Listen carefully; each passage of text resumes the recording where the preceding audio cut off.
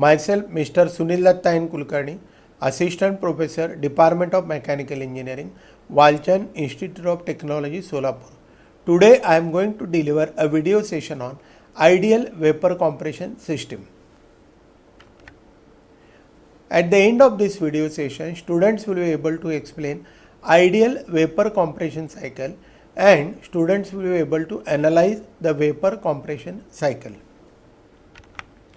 The contents of this video session are: what are the various processes in an ideal vapor compression cycle, working of an ideal vapor compression cycle, and the analysis of an ideal vapor compression cycle. So let us begin with the introduction of ideal vapor compression system.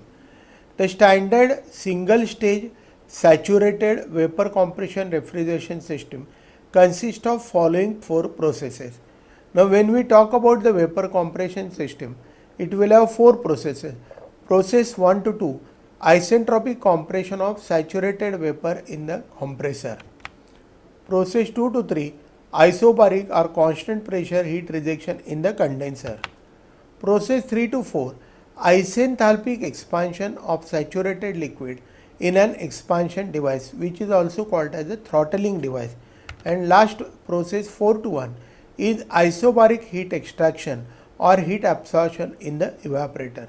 Now when we see these four processes, there are two processes which are similar to the reverse Carnot cycle, that is isentropic compression, and we have isobaric heat rejection and heat absorption, which were actually constant pressure and constant temperature in case of reverse Carnot cycle.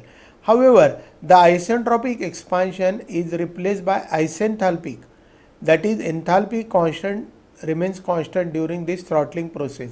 This is the major change in the vapor compression system. Now let us represent this particular ideal vapor compression standard saturated single stage. We can call it as SSS, vapor compression system, on a schematic diagram and TH diagram. Now if you look at this diagram, you will find that the four components which are present in case of vapor compression system are: first is the compressor. Now compressor can be reciprocating or rotary. Second one is the condenser, in which there is a heat is rejected by the refrigerant to the surrounding. Then we have an expansion device which is called as a throttling device. Now we can use any throttle device, like we can use capillary tube, we can use automatic expansion valve, thermostatic expansion valve, etc.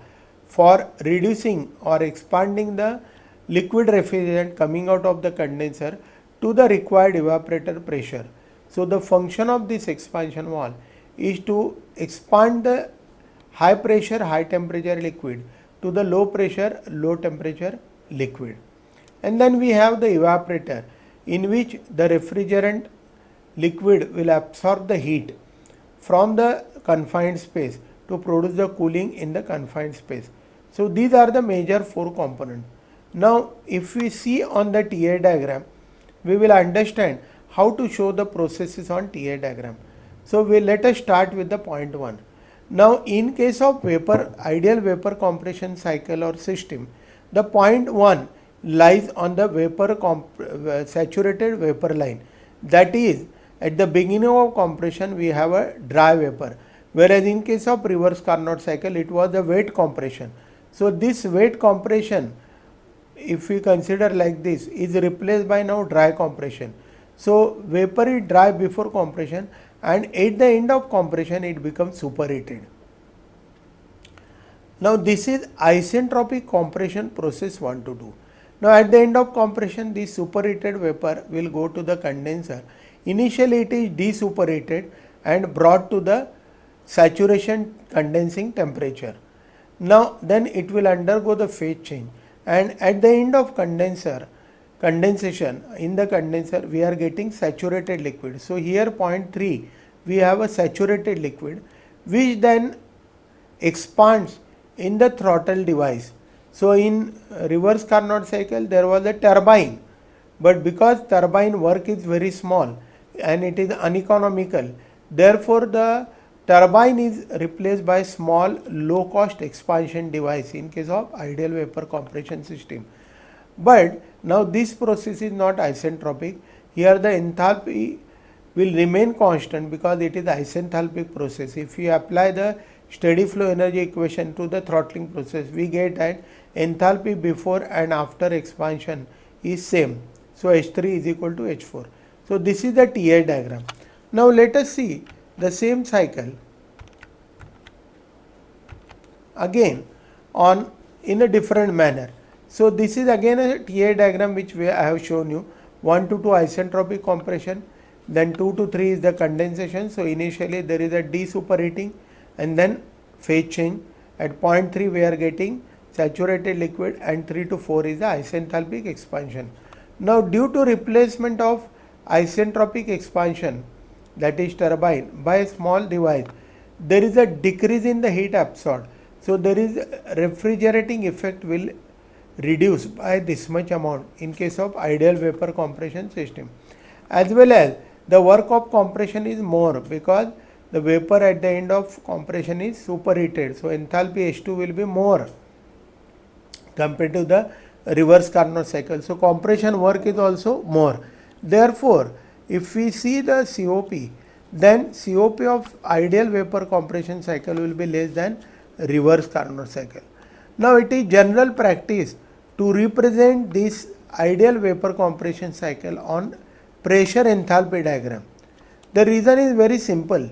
In case of this ideal vapor compression cycle, we have the evaporation process 4 to 1. It is constant pressure process. Similarly, the condensation process is also isobaric or constant pressure 2 to 3, and this is isenthalpic process, and therefore it is very convenient to show these processes 2 to 3 condensation, 3 to 4 isenthalpic expansion, and 4 to 1 isobaric heat absorption on PI diagram. And again we have a isentropic compression which is shown by a curved line 1 to 2. So this is the representation of PI vapor compression cycle on PI diagram or PI chart. So we find PI chart for various type of refrigerants which are available. Now let us come to the analysis of ideal vapor compression system. So firstly, how to find out the refrigerating effect Q0. So heat absorbed in the evaporator per kg of refrigerant circulated is nothing but the refrigerating effect, which we can calculate as Q0 is equal to H1 minus H4, because 4 to 1 is evaporation process as we have seen earlier on PI diagram and TI diagram. So Q0 is H1 minus H4, means enthalpy of the refrigerant leaving the evaporator and enthalpy of refrigerant entering the evaporator. So that is refrigerating effect. If we want to calculate refrigeration capacity or system capacity, which is denoted by capital Q0, then capital Q0 is mass flow rate of refrigerant into refrigerating effect. So mass flow rate is in kg per second, refrigerating effect in kilojoule per kg. So simplifying, we will get refrigerating capacity as kilojoule per second or kilowatt. Now thirdly, if I want to calculate the refrigerant circulation rate, which can be denoted by m dot or m will be equal to capital Q0 refrigeration capacity divided by refrigerating effect. So if we know the capacity and refrigerating effect, we can calculate the refrigerant circulation rate, or if you know mass flow rate of refrigerant and refrigerating effect, we can calculate the capacity. Either way it is possible. Now let us see the next performance parameter, compressor work. Now for isentropic compression, we can write compressor work as H2 minus H1, because 1 to 2 is compression process. So enthalpy of refrigerant leaving compressor minus enthalpy of refrigerant entering. By using steady flow energy equation, all these equations are written. So W is equal to H2 minus H1 kilojoule per kg. So this is the work of compression per kg of refrigerant.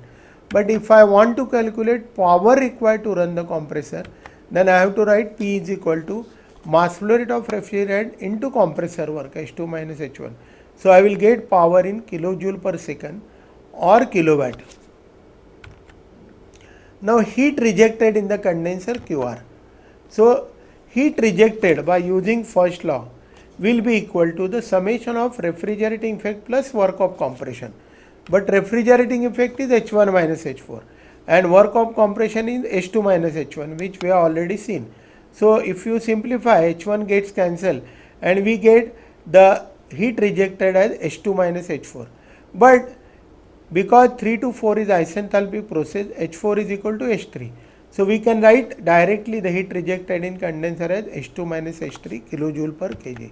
Now total heat rejected, if I want to calculate, this is the heat rejected per kg of refrigerant. Total heat rejected is m into m dot into QR, that is mass flow rate into Kr. So it will be m into H2 minus H3 kilojoule per second or kilowatt. Now how to find COP of refrigerator? It will be the ratio of refrigerating effect small q0 H1 minus H4 upon compressor work H2 minus H1. If I want to calculate COP of heat pump, it will be heating effect, desired effect is reheating effect upon compressor work. So heat rejected is H2 minus H3. So numerator will be H2 minus H3 divided by compressor work will be H2 minus H1. So this is how we can find the various parameters of vapor compression cycle. Now the last parameter is piston displacement of the compressor, theoretical piston displacement or compressor capacity.